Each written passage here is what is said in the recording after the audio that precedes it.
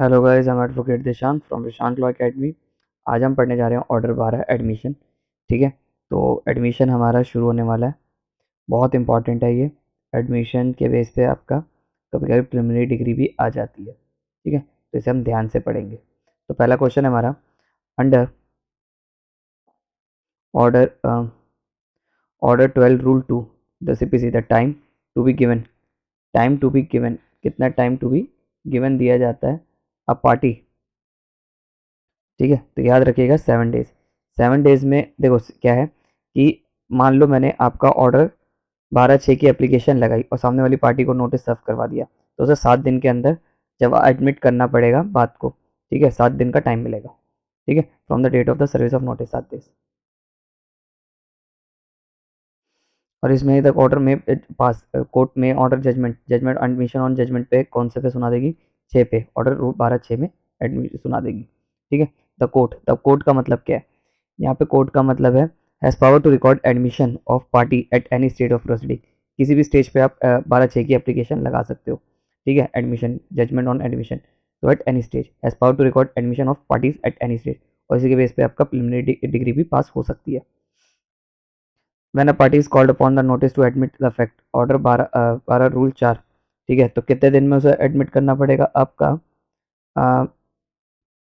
12/4 में एप्लीकेशन लगाइए। ठीक है, the party has whom the notice has be serve has to admit the fact within आपका 6 days.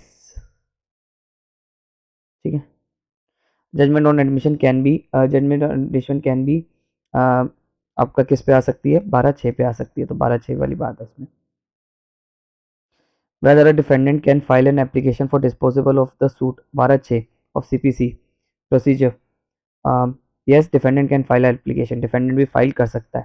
ठीक है, क्या सिर्फ प्लेंटिफ ही फाइल कर सकता है 12/6 की एप्लीकेशन? नहीं, आपका प्लेंटिफ और डिफेंडेंट दोनों फाइल कर सकते हैं, जिसको लग रहा है। X file suit against sister Y. X ने सूट फाइल करा अगेंस्ट वाई के, सीकिंग पार्टीशन ऑफ प्रॉपर्टी। वो पार्टीशन लेना चाहता है प्रॉपर्टीज का from their parents. Y in their return statement, Y ने अपने रिटर्न स्टेटमेंट एडमिट करा share of X and Y, share X and Y का in the property as pleaded by x.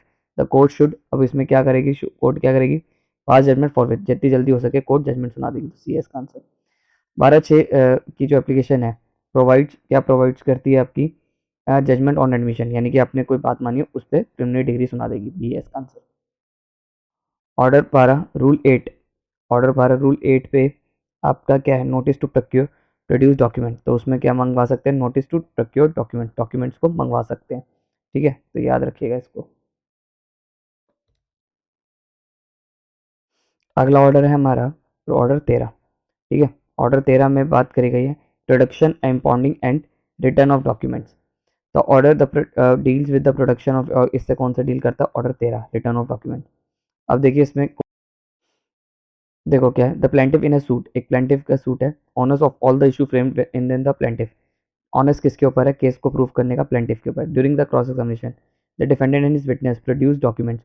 Cross examination के वक्त पे defendant ने कुछ witnesses and his witnesses ने कुछ प्रोड्यूस करे documents not filed earlier, not executed by the defendant. Not earlier file नहीं करे थे और एग्जीक्यूट नहीं करे थे। और his witness put the defendant and his said witness the said documents are not admitted और acknowledged by the defendant. His witness are not admitted in the evidence to remain on record. तो इसका answer है आपका the plaintiff is not entitled to lead evidence if the proof lead evidence if the proof of the documents which plaintiff has failed to produce within the prescribe time. तो इसका answer क्या है? B. अगर सही time पे plaintiff ने evidence file नहीं करा, डॉक्यूमेंट्स फाइल नहीं करे, तो भैया वो दोबारा नहीं कर सकता। ठीक है, तो इसका आंसर है B. The original document to be produce at and और before the settlement of issue, issue पे फ्रेमिंग होने से पहले द ओरिजिनल डॉक्यूमेंट्स प्रोड्यूस करने चाहिए। ये बात कहाँ लिखी गई है आपका?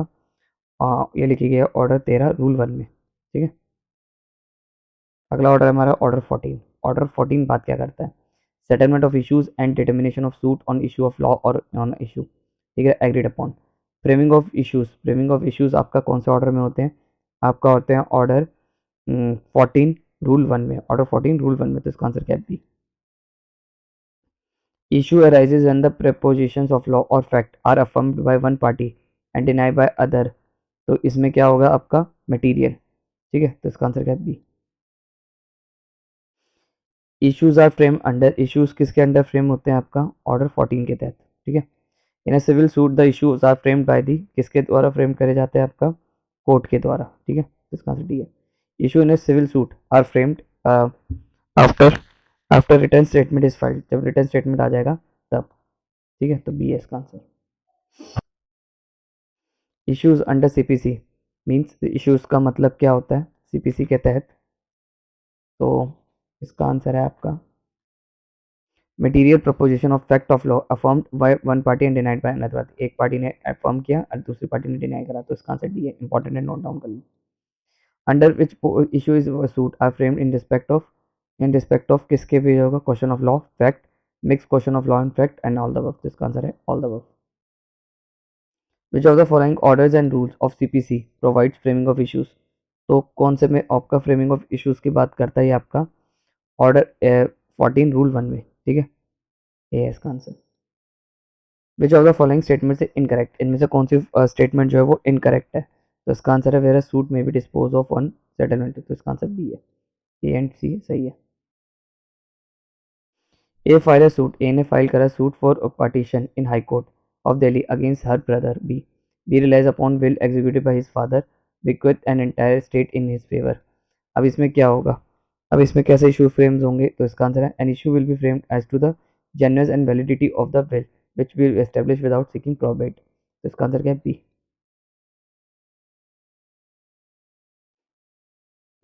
अगला क्वेश्चन है A dies leaving two sons, A dies leaving two sons, A की डेथ हो गई, अपने दो बच्चे एंड टू डॉटर्स को छोड़ दिया, one of the son files a suit against the other for the partition, तो क्वेश्चन बड़ा है अपने आप पढ़ लो, इसका मैं आंसर ही बता देता हूँ सीधा, तो इसका आंसर है फाइंड सी है इसका आंसर, नोट कर लेना इंपॉर्टेंट है।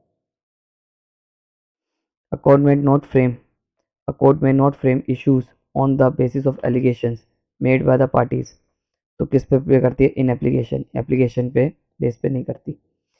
Power of to amend issue और frame additional issues prior to the passing of the decree vests in the court by virtue of the provision of the CPC, तो इसका answer क्या है आपका order 14 rule 5।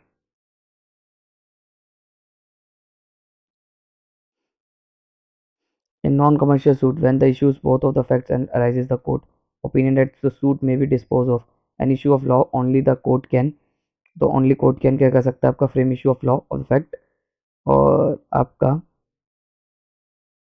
ठीक है, educate the issue of law primary issues और C frame issues only issues of postpone the settlement, तो इसका क्या है ए एंड सी, तो इसका आंसर क्या है D. Which of the following orders and rules of CPC provide framing of issues, तो इसमें कौन सी बात करता है आपका 14 रूल 1। अगला ऑर्डर है हमारा order 15 disposal of the suit of first hearing, तो इसका एक ही है, तो इसका बात करता है disposal of the suit at the first hearing, यानी कि डिस्पोजल हो सकता है आपका first suit on first hearing, ठीक है। अगला ऑर्डर है हमारा ऑर्डर 16 जो बात करता है summons and attendance of witness, ठीक है। In which of the officer condition office in-charge of prison में refuse to produce the prisoner for evidence despite of court's order, prison कौन से किस रीजन के वजह से कर सकता है, the medical officer has certified the prisoner is unfit for the remove by the reason of sickness, यानी कि मान लो जेलर जो है यानी कि सुपरिटेंडेंट है वो कोर्ट के ऑर्डर को तभी मना कर सकता है जब मेडिकल ऑफिसर कह दे कि भैया इसकी हालत ना है प्रिजनर की आने की, ठीक है। तो इसका आंसर क्या है D. In a suit, list of witness has to be filed by the parties, filed by the party after settlement of issues. In a suit of list of witness आपका फाइल कब होता है after settlement of issues, ठीक है। After the settlement of issues क्या file होगा list of the witnesses, the party to suit submit list of their witness within the time prescribe by the court but not later than 15 days, 50 days में करना होता है, 15 दिन के अंदर file करना होता है। जब फ्रेमिंग ऑफ इश्यूज हो जाए उसके अगली बात क्या होती है पी में यानी कि प्रोसिक्यूशन एविडेंस में 15 दिन के अंदर आपका लिस्ट ऑफ विटनेस फाइल करना होता है, तो इसका आंसर ए है। List of witness after settlement of issue must be file within 15 days, तो इसका आंसर क्या है D. Date appointment by the any court for presenting list of witness by the parties obtaining summons, obtaining summons, तो इसमें भी answer same है 15 days में file करना है। The court has power to summons a person who is not called by any party as a witness, तो कोई party नहीं है तो भी कोर्ट उसे बुला सकती है, तो कौन से ऑर्डर में बनेगी ऑर्डर 16 रूल 14 में, ठीक है 14 में बुलाती है। ऑर्डर 16 रूल 14 में which order of civil procedure deal with the summons and attendance of witness? Order 16 C S का answer. The provision related to the summoning and attendance of witness are under the order 16A. अगला order है हमारा order 16A, attendance of witness confined in detain in patience. तो इससे related जो आपका simple सा एक आंसर दो ही क्वेश्चन है. तो ए है आपका 16A रूल 6. अगला है हमारा prison as a defined 16A CPC includes. इसमें क्या इंक्लूड्स होता है आपका? C both A and B. Any place has been declare by the government. कौन सी प्रिजन जेल जो सेंट्रल गवर्नमेंट ने या गवर्नमेंट ने डिक्लेयर कर रखा भैया ये जेल है. रिफॉर्मेटरी पोस्टल हाउस यानी कि आपका जुवेनाइल हाउस होम हो गया, ये सब कुछ. तो इसका आंसर क्या है? सी. ऑर्डर 17 बात करता है अजॉर्नमेंट्स की. ठीक है, अजॉर्नमेंट की बात करता है. तो अजॉर्नमेंट में क्या बात करता है? Under the provision order the maximum adjournment can be granted. Maximum कितने अजॉर्नमेंट मिल सकते हैं आपका? 3. ठीक है. A court can return a plaint uh, where the court has got any no territorial jurisdiction. कोई territorial jurisdiction नहीं है, कोई pecuniary jurisdiction नहीं है, कोई subject matter jurisdiction नहीं, तो रिटर्न कर देगा प्लेंट को. ठीक है, तो इसका आंसर क्या है? डी. ऑर्डर 17 की बात हो रही है. An adjournment shall not be granted on the ground. कौन से ग्राउंड पे एडजॉर्नमेंट नहीं मिल सकता आपका?